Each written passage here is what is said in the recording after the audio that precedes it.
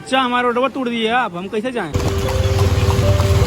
ऐसा माना था कि इसके अंदर बहुत सारा सोना है और अंग्रेजों ने भी यहाँ पे अटैक किया था, लेकिन उस सोने को निकाल नहीं पाए थे। अपना पिता को झूले वाली कारागार में बंदी बनाकर तड़पा तड़पा कर मार डाले थे। अगर इसे छोटा डायनामाइट से तोड़ा जाए तो टूट जाता। संख लिपि की पढ़ाई आज तक नहीं हुआ।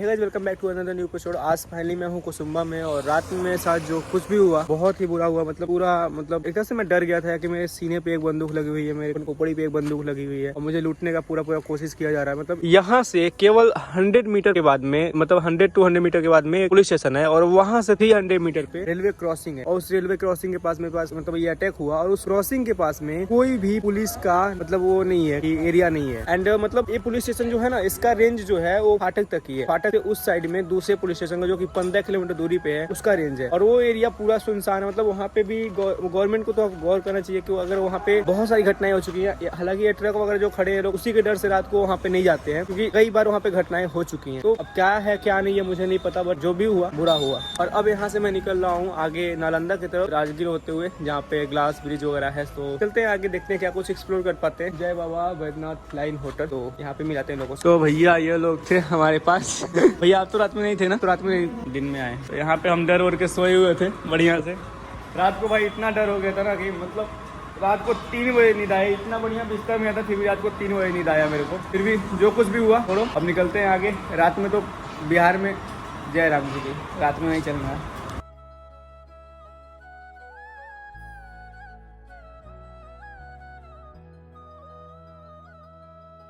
तो अभी फिलहाल मैं उस एरिया को क्रॉस कर चुका हूँ जहाँ पे ज़्यादा डर था, ज़्यादा खतरा था चोरी का।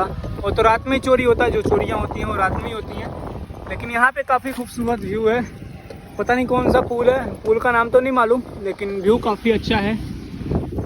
यहाँ से केवल 17 किलोमीटर राजगीर रह चुका है। तो चलते हैं, पहुँचते हैं राजगीर और दिखाते हैं कुछ अद्भुत नज़ारे बिहार के। एक तरफ कहीं चोरियां हो रही हैं, बदमाशियां हो रही हैं, तो एक तरफ खूबसूरती भी है बिहार की। तो गाइस फाइनली राजगीर आ चुके हैं और यहाँ से केवल 2 किलोमीटर हमारा डेस्टिनेशन है। फिर वहाँ पे एक भैया मिलेंगे, देखते हैं क्या कुछ एक्सप्लोर कर पाते हैं राजगीर में। और वैसे राजगीर तो पूरा आपको एक्सप्लोर करने का ही है। यहाँ पे एक ग्लास ब्रिज है, एक गुफा है और पार्क है, टाइगर रिजर्व और क्या सफारी है, तो बहुत सारी चीजें यहाँ पे हैं। लेकिन जो कुछ पॉसिबल होगा वही करेंगे, क्योंकि हम बजट ट्रैवलर हैं, हर जगह टिकट अफोर्ड नहीं कर सकते हैं। देखते हैं क्या कुछ देख पाते हैं। वैसे यहाँ का सीनरियो तो काफ़ी अच्छा है, व्यू काफ़ी अच्छा है और हमारा मैप भी 2 किलोमीटर यहाँ से रह चुका है। तो चलो चलते हैं उनके पास, भैया के पास, फिर उनसे मिलते हैं और देखते हैं क्या क्या वो बताते हैं, कहाँ कहाँ हम जा पाते हैं। सब कुछ देखने और घूमने के बाद फिर हम निकल जाएंगे नालंदा विश्वविद्यालय, फिर जो होगा देखा जाएगा। तो गाइस फाइनली हमें भैया मिल चुके हैं राजगीर में। और अभी हम लोग कहाँ पे जा रहे हैं? पहले हाँ राजगीर कुंड। तो राजगीर कुंड जाएंगे और आज का स्टे हमारा राजगीर में ही है। तो भैया आप कहाँ कहाँ घुमाएंगे हमें, ये इनको ही पता है, मुझे नहीं पता। तो लेट्स गो नाउ, चलते हैं, देखते हैं कहाँ कहाँ आज राजगीर में घूम पाते हैं। 2 दिन का मेमोरीज तो बहुत बेकार गया, लेकिन आज लग रहा है अच्छा जाएगा। चलो भाई चलो।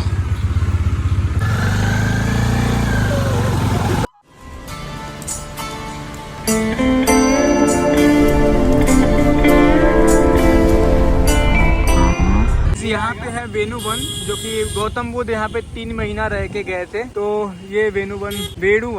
तो भाई अभी आ चुके हैं तपोवन में। यहाँ पे है गर्म पानी का चश्मा, जहाँ पे गर्म पानी, जमीन से गर्म पानी निकलता है, जो कि आपने देखा हो कलाथ में और मणिकरण में है, बट यहाँ पे भी है गर्म पानी का चश्मा। तो भाई साहब बंदर यहाँ पे जंगल पार्क।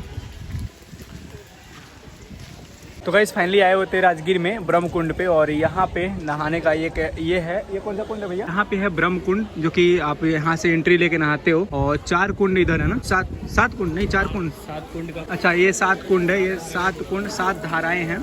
7 धाराओं में नहा के और फिर आप यहाँ जाते हो यहाँ पे, यानी कि ब्रह्म कुंड में नहा के और फिर आते हो दर्शन करने के लिए। तो हम नहा लिए और दर्शन करने आ रहे हैं। दर्शन करके फिर यहाँ से आगे कहाँ जाएंगे? यहाँ से आगे आपको लेके चलूंगा मैं सोन भंडार, जहाँ पे मतलब जहाँ कृष्ण भगवान का रथ जहाँ भागे। अच्छा। तो मतलब जहाँ पे कृष्ण जी लड़ाई किए थे और रथ उनका वहाँ पे था, तो वहाँ वो सब सारे एरिया को जहाँ चलेंगे वहाँ तो बताएंगे। तो यहाँ से अभी मेन सीन पे भैया ले आ रहे हैं, पता नहीं कौन सा मेन सीन है, तो वहाँ पे भी चलते हैं और वहाँ पे थोड़ा सीनरियो लेते हैं, फिर आपसे मिलते हैं। कच्चा हमारा रोडवा तोड़ दिए आप, हम कैसे जाएं? ठीक कवाड़ दो जा, हम ही रहे यहाँ जा रहे थे मेला में, सबसे पहले हम ही गिरे। आदिदेव शंकरा। अभी यहाँ पे ना बहुत सारे लोग बैठे हुए थे भीख मांगने, तो उनका जो चावल छिट गया ना, अब इनका जो भोजन हो गया, देखो इनका भोजन हो गया चारों तरफ। और मुझे डर भी लग रहा है कि मेरा फोन ना छीन रहे लोग।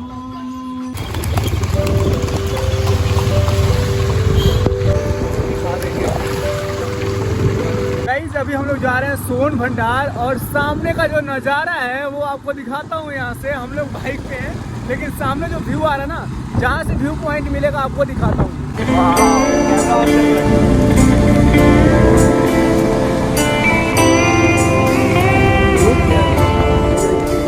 अभी आ चुके हैं सोन भंडार में, और यहाँ पे है देखो सोन भंडार। आई थिंक यहाँ से कोई रास्ता है, और अंदर सोना भी है क्या, ऐसा माना था कि इसके अंदर बहुत सारा सोना है। और अंग्रेजों ने भी यहाँ पे अटैक किया था, लेकिन उस सोने को निकाल नहीं पाए थे। बट हम भी देख के आते हैं, हम निकालते हैं चल के, सोना निकाला जाए चल के। तो गाइस फाइनली अभी इस जो सोन भंडार है, इसका थोड़ा सा हिस्ट्री जो है एक्सप्लोर करने जा रहे हैं। एक अंदर है गाइडर, तो चलो बताते हैं, और पूरा बताएंगे, उसको रिकॉर्ड करेंगे। आप लोग जिस ऐतिहासिक जगह को देखने आए श्रीमान, इस जगह का नाम बोला जाता है सोन भंडार, लेकिन लोग सोना समझ कर आते हैं कि सोना का भंडार है। तो नोटिस बोर्ड पर पढ़े होंगे आप लोग, सोन भंडार लिखा हुआ है। तो सोन का शुद्ध हिंदी होता है सुरंग, लंबा टनल।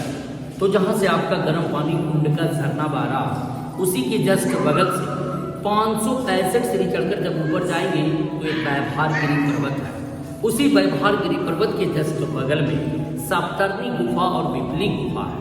तो जब भगवान बुद्ध को कुशीनगर में मृत्यु हुआ था, तो 3 महीने के बाद उसी गुफा के प्रांगण में 500 बौद्ध भिक्षुओं के साथ प्रथम बौद्ध सम्मेलन समिति सभा मीटिंग किया गया था, और बौद्धों का धार्मिक पुस्तक लिखा गया था। सोपिटक, विनय पिटक, अभिधम, मतलब त्रिपिटक की रचना मुनि कैसर जी के द्वारा किया गया था। तो उन गुफाओं से लेकर इन गुफाओं का अंडरग्राउंड संबंध रास्ता बताया गया, हम नहीं करें, बताया गया है। तो इसी दरवाजा के पीछे जैन मुनि गौतम स्वामी भी तपस्या करते थे। तो राजा बिंबिसार का बेटा अजातशत्रु पैसे के लालच में राजगद्दी के कारण अपना पिता को झूले वाली कारागार में बंदी बनाकर तड़पा कर मार डाले थे। उनकी पत्नी रानी सुभद्रा ने गुस्से में आकर सारा धन संपत्ति इसी गुफा के प्रांगण में जैन मुनि गौतम स्वामी को दान देने के लिए आए थे। लेकिन वो तो अपने साधु थे, उनको धन का क्या जरूरत था। वो अपनी तपस्या के बल पे पत्थरों की चट्टानों से दरवाजा को ब्लॉक कर दिया गया। तो राजा बिंबिसार का खजाना जानकर जब अंग्रेज का सत्ता आया, तो खजाना जानकर सामने वाली जंगला से तोप लगाकर तोड़ना चाहा, लेकिन टूटा नहीं, काला तार होकर रह गया। उसी समय भारत का प्रथम वैज्ञानिक डॉक्टर जगदीश चंद्र बसु ने जब गर्म पानी को झरना को टेस्ट लिया, तो ऐसा अनुमान हुआ कि इस पहाड़ के भीतर में काफी विस्फोटक पदार्थ है, जैसे लोहा, गंधक, आयरन, सल्फर की मात्रा।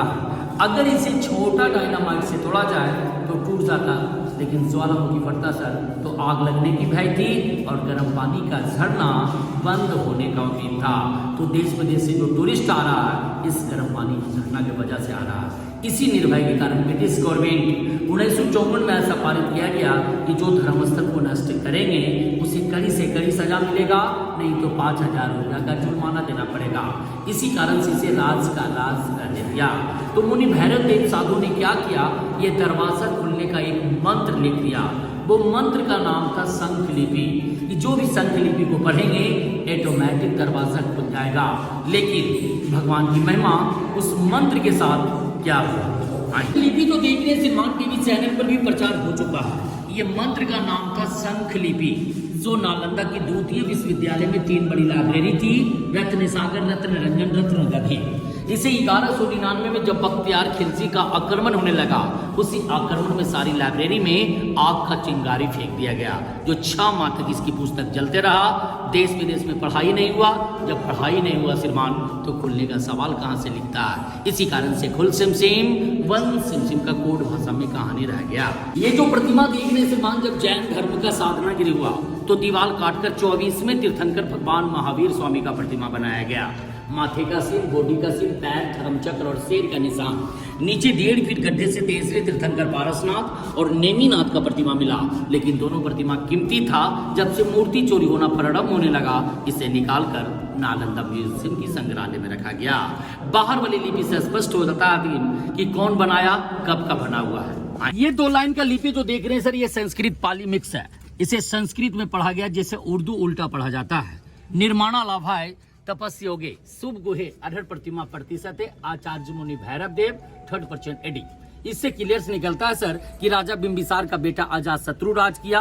अजात शत्रु का बेटा उद्यान यहाँ से राजधानी उठाकर पाटलिपुत्रा में बसा दिया गया, तो कालांतर में जगह खाली पड़ गया। यानी आफ्टर क्राइस्ट 1700 साल पूर्व मुनि भैरव देव साधु ने पहाड़ काटकर 2 गुफाओं का निर्माण किया और दीवालों पर तीर्थंकरों का प्रतिमा बनाया। इनके माथे पर 7 फन का निशान था जो बख्तियार खिलजी ने नष्ट किया। तो इनका ऊपर भाग कड़ी का नहीं है। निशान, हाँ बख्तियार खिलजी ने नष्ट किया। ऊपर कड़ी का निशान, लेफ्ट राइट साइड पिलर। ये छज्जेदार मंडप था जो सभा मीटिंग होता था, लेकिन 1934 के बिहार भूकंप में टूट गया, तो भारत सरकार सुरक्षा हेतु ईंट, प्लास्टर, चूना और पेरिस से इसे मरम्मत किया गया। इधर आएंगे, देख रहे हैं जैसे देखने में लग रहा है आपका अशोक चक्र, लेकिन ये जैन धर्म चक्र है। अशोक चक्र में 24 तीलियां होते हैं, जैन धर्म चक्र में 32 तीलियां होते हैं। एक रानी का फिगर पूजे की हाथ में थाल लेकर किसी मंदिर की ओर प्रतिदिन पूजा करने के लिए जा रही थी। कुछ लिपि अनुमान से ऊपर भी पाया गया, कुछ इस दीवार पे, कुछ इस दीवार, कुछ गेट के पास। ये शंख लिपि है। शंख लिपि की पढ़ाई आज तक नहीं हुआ। बगल वाले ये गुफा जो देख रहे हैं, जंगल झाड़ी मिट्टी नालंदा की तराई जैसा ढका हुआ था। एशिया महादेश का 2 चाइनीज विद्यार्थी थे, फायान होएनसन। होएनसन साहब जब भारत भ्रमण की उनकी भारत की रिपोर्ट पर जब इसकी खुदाई 1905 में किया गया, तो डबल गुफा मिला, एक पत्थर का और एक ईंटे का, आगे बरामदा। लेकिन 1934 की बिहार भूकंप में यह भी टूट गया। जब इसकी पत्थर बाहर किया गया सर, तो दीवालों पर तीर्थंकरों का प्रतिमा मिला जो जैन धर्म का था। लेकिन जैन धर्म गुप्ता काल पीरियड में एक धर्म से 2 धर्मों को मानते थे, दिगंबर और सीतांबर। जैसे में शंख आकार का शंख लिपि यहाँ पर भी पाया गया सर, इसकी आज तक पढ़ाई नहीं हुआ है। भीतर में प्रतिमा देख रहे सर, ये जैन तीर्थंकरों का है। तो जैन धर्म गुप्ता काल पीरियड में एक धर्म से 2 धर्मों को मानते थे, दिगंबर और सीतांबर। जैसे में 24वें तीर्थंकर भगवान महावीर स्वामी, जिनके माथे पर सर्प का निशान भी था, लेकिन कल्प वृक्ष के पास ये तपस्या किए थे, इनका प्रतिमा बनाया गया। 23वें तीर्थंकर भगवान पारसनाथ, दूसरी तीर्थंकर आदित्यनाथ, अग्जेवीनाथ, नेमीनाथ और आदित्यनाथ का प्रतिमा मिला, लेकिन बख्तियार खिलजी ने सारी प्रतिमाओं को नष्ट कर दिया गया। तो आपका पुराना राजगीर बसाया गया बस स्टैंड के पास, जो अजातशत्रु किला मैदान के नाम से जाना जाता है। तो राजगीर का ओल्ड नाम बोला गया गिरिवर्ज। गिरी का मतलब होता है पहाड़, वर्ष विश्वासी। तो राजगीर 5 पर्वतों से घिरा हुआ है, जैसे में पीपलाचल जहाँ पर मखदूम कुंड और सूरजकुंड है, उसकी बगल में रत्नागिरी, उदयगिरी, सोनागिरी और व्यवहारगिरी की नगरी में ये सोन भंडार गुफा है, सुरंगों का भंडार है। जैन मुनियों का साधनागिरी है सर। खजाना रहता तो अंग्रेज सरकार इतना बेवकूफ नहीं था, गया से कोडरमा रेलवे लाइन बिछाया, 7 पहाड़ काटकर बम्बे बिछाया, तो ये पहाड़ काटने में क्या था, और बोर्ड पर साफ लिख देता स्वर्ण भंडार, लेकिन लोग सोना भंडार नाम से जाना जाता। आगे अफवाह है, दंत कथा है। और मेरा नाम रविशंकर उपाध्याय, टूरिस्ट गाइड राजगीर। जय हिंद, जय भारत।